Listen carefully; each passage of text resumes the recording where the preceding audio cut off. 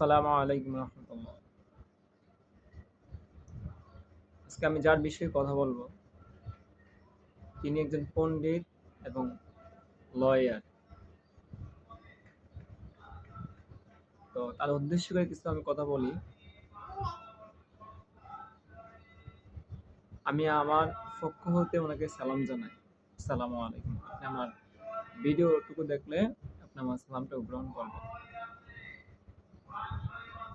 আপনার অনেক জ্ঞান আছে, অনেক মেধা আছে, আলহামদুলিল্লাহ।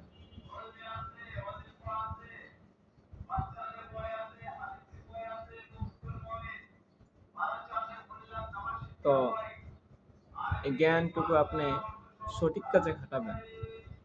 সঠিক কাজ কোনটা বিবেচনা করবেন। আজকে যারা নাকি স্বাধীনতা আমাদেরকে নতুন করে দেখাইছে, তাদেরকে আপনি কটূক্তি ভাবে ব্যবহার করবেন না, কটূক্তি কথাও বলবেন না। এটা আমি আপনার কাছে বিশেষভাবে অনুরোধ করে বলতেছি।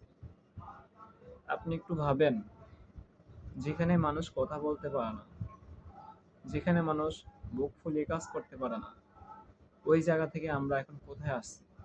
আপনি যাদের বিরুদ্ধে কথা বলতেছেন, সমন্বয়কের বিরুদ্ধে কথা বলতেছেন, মুখের বিরুদ্ধে কথা বলতেছেন, আসলে আপনি একটা কথা চিন্তা করেন।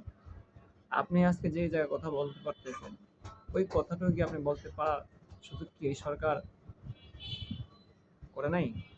অবশ্যই করছে। আপনি স্বাধীনভাবে কথা বলতে পারবেন, সেই ব্যবস্থা এই সরকার করছে, করবে ইনশাআল্লাহ।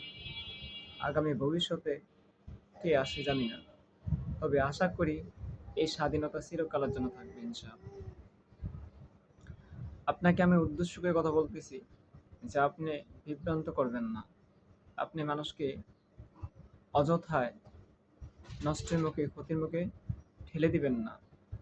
আপনার কাছে হাত জোর করে বলি, আপনি এখনো সঠিক জ্ঞানের মধ্যে আসেন না। আপনি ভুলভালভাবে মানুষের নামে বিভ্রান্ত ছড়াচ্ছেন। এগুলা থেকে বিরত থাকেন। এগুলা রাষ্ট্রদ্রোহী কাজ, এগুলা অমানবিক কাজ। ন্যায়কে ন্যায় বলুন, অন্যায়কে অন্যায় বলুন। আপনি হাসিনার বিরুদ্ধে কথা বলেন, সেটা আমি দেখি। আবার অন্যায়ের বিরুদ্ধে কথা বললে সেটাও দেখি, কিন্তু ন্যায়ের বিপক্ষে কথা বললে সেটাও কিন্তু আমি আপনার প্রতিবাদ করব। সেটা কিন্তু আপনি মাথায় রাখবেন। আপনি সমন্বয়কের বিরুদ্ধে কথা বলেন, অমুকের বিরুদ্ধে কথা বলেন, হ্যাঁ, এগুলো কিন্তু ঠিক না। এগুলা ভেবেচিন্তে করে বলবেন। আমি আপনার কাছে বিশেষভাবে অনুরোধ করে বলতেছি, আপনি আবারও চিন্তা করে বলবেন। যদি একটা কথা আপনার জন্য যদি ক্ষতি হয়ে যায়, সেটার জন্য আপনি দায়ী। সেটার জন্য আপনি দায়ী, অন্য কি দায়ী হবে না। আবারও বলি, সেটার জন্য আপনি দায়ী। অতএব আপনি চিন্তা ভাবনা করে কথা বলবেন। কারো ক্ষতির উদ্দেশ্যে, কারো নেগেটিভ উদ্দেশ্যে, কারো সত্যমের উদ্দেশ্যে কোনো কথা বলবেন না। যদি বলেন, তাহলে আপনার পাপের প্রায়শ্চিত্ত আপনাকে ভোগ করতে হবে। সেটা আপনি মাথায় রাখবেন।